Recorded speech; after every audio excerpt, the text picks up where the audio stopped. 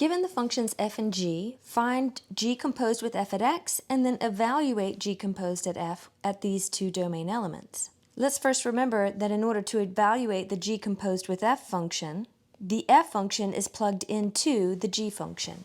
So we start by writing down the g function, and we open up a hole for that independent variable, and into the hole we're going to plug in the f function except for, we'll say x minus 2 because that's what f is. So let's copy paste our left hand side and then distribute in the negative in order to simplify, so we have 1 minus x plus 2 under the radical, and the g composed with f function is going to be the square root of 3 minus x. And now we're asked to evaluate g composed with f at 2, which means to go to the g composed with f function and plug 2 into that function.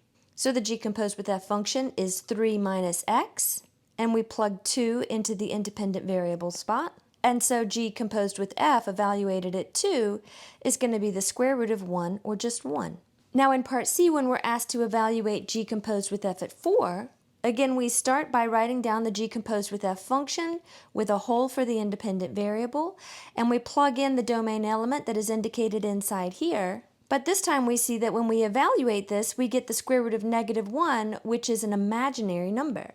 Now what this means is that when we try to graph the g composed with f at x function, and we look at the domain element x is equal to 4, there's no graph at that position. In order to have a graphable point there, we would need a real number as the output, which we don't have. And so we'll say that x is equal to 4 is not in the domain of the g composed with f function.